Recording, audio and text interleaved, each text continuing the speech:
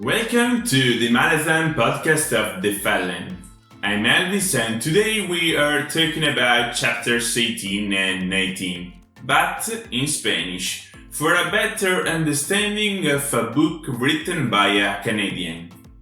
Ok, qui finisce la mia conoscenza dell'aramaico antico e mi sembra di aver parlato anche troppo. Se ti iscrivi adesso al canale possiamo partire con l'analisi. Fatto? Pronti via!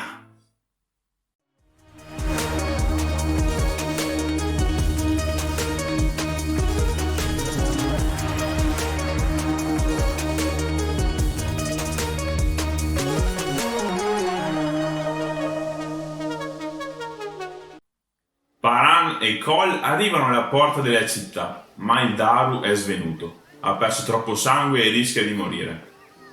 Prima di perdere conoscenza, ha chiesto a Ganois di portarlo alle locande della Fenice e così il capitano riferisce la volontà del suo nuovo amico alle guardie della porta. Una di queste, fortunatamente, riconosce il nobile consigliere e si prodiga per aiutarlo. Nello stesso momento, Ocelot si trova sul campanile del tempio di Krull, nascosto dalla magia e in attesa di vedere Cole oltrepassare la porta per ucciderlo a distanza. Ricordiamo che il sicario è stato assoldato da Lady Sintal per assassinare l'ex marito. Cole però ha un altro amico che gli sta coprendo le spalle, Rallic Non. Con spazio di polvere rossa antimagia, ovvero polvere di Otataral, si arrampica sul campanile e di soppiatto attacca il suo capoclan. Comincia una lotta furiosa tra i due, ma Rallic ne esce vincitore. Un po' grazie alla polvere, un po' per le sue abilità, riesce ad uccidere Ocelot, ma rimane comunque ferito gravemente. Locanda della Fenice, Crocus e Absalar vengono tenuti nascosti nella soffitta dalle baliste. Parentesi, dalla casa di Mammoth sono riusciti ad arrivare alla Fenice senza problemi. Dove è finita Serra? Si risveglia a mattina inoltrata sul tetto e capisce che il piano è andato a farsi benedire. Qualcuno di molto abile è riuscito ad avvicinarsi e a stordirla. Si chiede chi possa essere stato, dato che comunque l'ha lasciata in vita. Bella incazzata per il risveglio traumatico, svanisce nel suo canale. Dicevamo della locanda. Cole e Paran arrivano e il capitano viene riconosciuto da Calam. Al sicario viene ordinato di correre a chiamare il guaritore dello squadrone. Paran si affaccia alla stanza di Cole e fortunatamente poco dopo arriva Mallet, che guarda subito la ferita, capendo di poterlo salvare. Sono arrivati anche gli altri arsori di ponti e finalmente loro e il sergente incontrano il capitano Paran. Questi gli informa delle minacce dell'aggiunto e del Tulani Mas, ma a Whisky Jack qualcosa non torna. Da un borsone estrae l'osso di un Keychain Kemalle che gli permette di mettersi in contatto con il Gran Pugno Duyek. In sintesi, il monco rivela la vera natura della missione di Lor, risvegliare il tiranno, e se l'obiettivo viene raggiunto, la città verrà distrutta e gli arsori non avranno speranza di uscirne vivi. Inoltre, Duyek ha capito che la campagna di Genabakis è destinata a fallire, perciò ha deciso di ribellarsi all'impero con tutto il suo esercito, ma concentrando le sue energie contro un nuovo nemico che viene da sud, il dominio di Pagnon. Paran accetta di far parte di quel nuovo piano, lasciando però il comando della missione da Rujistan a Whisky Jack. Chiudiamo con Lorn e Tull, che si trovano nella tomba Yagut. La donna ruba un Finnest a forma di Yanda, ovvero un oggetto che contiene la maggior parte dei poteri del tiranno.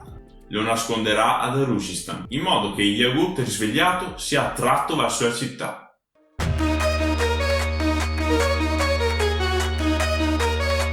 La parte iniziale del capitolo, dedicata agli arsori di ponti, l'ho lasciata per l'approfondimento. La tensione è palpabile. Tutti quanti in quella stanzetta sanno che le prossime ore saranno cruciali e qualcosa potrebbe andare storto.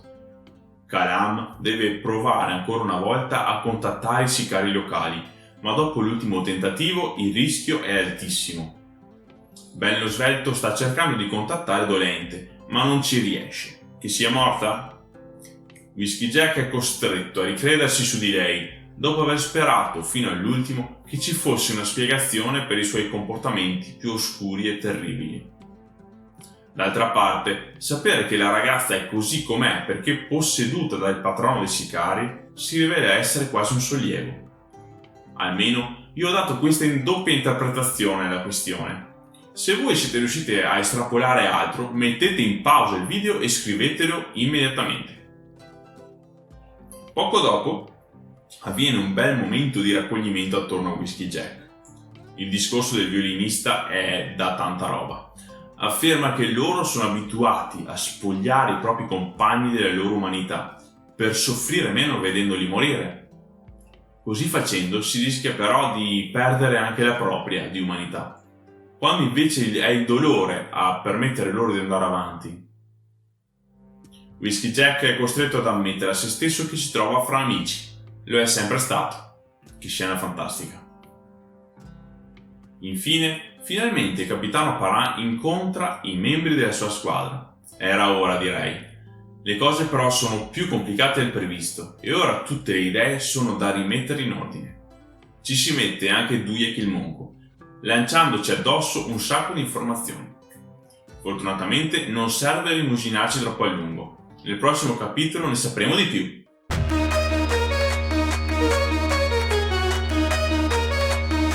Sulle colline, Tull e Lorn si separano. Il Tulanimas vuole assistere da lontano al risveglio del tiranno e successivamente attenderà l'ira giunto. La donna è ormai guarita dalla ferita subita da Murillo, perciò si avvia verso la città. Nel mentre rimpiange la perdita di Parrain. Il sottoposto avrebbe facilitato i suoi compiti. Inoltre pensa che sarebbe potuto nascere qualcosa tra loro. Forse sarebbe stata una storia migliore di un'altra nata così a cazzo di cane, ma vabbè. Spostiamoci in città, che forse è meglio. A Darujistan, Murillo fa entrare nella sua stanza un Rallik ferito e senza energie. Il sicario è riuscito quindi a uccidere Ocelot e a salvare Cole. Quando il Namerino verifica la gravità della ferita dell'amico, si rende conto che questa si è già riemarginata grazie all'effetto della polvere di Otataral. Rallik deve riposare, in modo da poter fronteggiare in duello il consigliere Turbanor, il miglior spadaccino in circolazione e potente alleato di Lady Simtal, durante la festa di Gedderone che si terrà poche ore più tardi. Murillo deve parlare con le anguille in persona. Ha dei sospetti su chi possa essere. Nel frattempo, Kruppe si trova nello studio di Baruch. Il mago ha intenzione di stringere alleanza con sta benedetta anguilla e ha due modi per intracciarla: smascherando il violatore del cerchio oppure mandare Kruppe ad avvertirla. Sceglie il secondo metodo, chissà perché. Forse pure l'alchimista comincia ad avere sospetti su questa identità segreta. Gli Assoli di Ponti sono ancora riuniti e Parrain nutre numerosi dubbi a riguardo del loro futuro. Gli viene spiegato che la minaccia non proverrà dall'imperatrice. L'Asim avrà il suo bel da fare nell'evitare lo scoppio della ribellione nel continente di 7 città. Una rivoluzione ormai prossima. Il vero pericolo... I am the danger, Skylar! Il vero pericolo da affrontare è il dominio di Panion. E dato che Pale è ormai data per persa, l'esercito di Dujek avrà bisogno assoluto e totale di Darujistan. Infine, Crocus e Absalar pensano sia una buona idea scappare dalle locande della Fenice, dove sono seguiti e protetti dai loro amici. Perciò si dirigono sul tetto. La maga sicaria Tistandi, Serra, non aspettava altro. Infatti è pronta a farli fuori entrambi, stupidi adolescenti. Per loro immensa fortuna, il loro protettore segreto interviene e salva le loro chiappe per l'ennesima volta. Fortunelli. I due si rifugiano sul campanile del tempio di Krull, scavalcano il cadavere ancora caldo di Ocelot e si mettono a osservare il cielo. Prima guardano la progenie e per un attimo intravedono delle figure alate volarci attorno. Poi gli sguardi si spostano sulla luna vera e propria e Apsalar racconta al giovane ladro la leggenda di Grelin, colui che un giorno sceglierà alcuni abitanti della terra e li condurrà nei giardini della luna, dove regna la pace e la serenità. Proprio da questa leggenda prende il nome il primo romanzo del libro Malazan dei Caduti.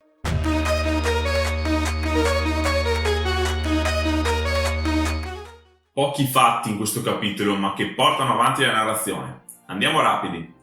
Prima di tutto volevo sottolineare la delicata posizione in cui si trova l'imperatrice, perché sembra che sul continente le cose vadano piuttosto male, soprattutto considerando le ultime informazioni che riceviamo qui, ovvero la volontà del Gran Pugno di staccarsi dall'impero per concentrarsi su un nemico pericoloso.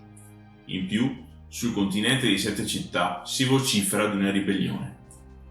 Fossi nei panni di Lasin, non dormirei per niente tranquillo.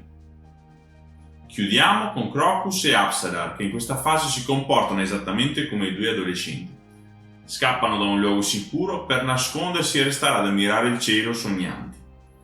La scena finale mi è proprio piaciuta e mi ci è voluta più di una lettura per capire il riferimento al titolo del romanzo. Bravo Steven, ottimo lavoro! Ci avviciniamo rapidamente alla parte finale, era ora!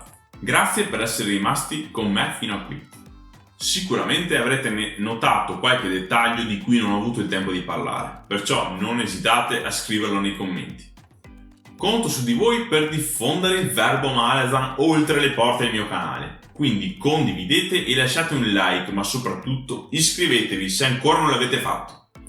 E ancora, pagina Facebook in descrizione. Restate sempre aggiornati perché Elvis non si ferma mai.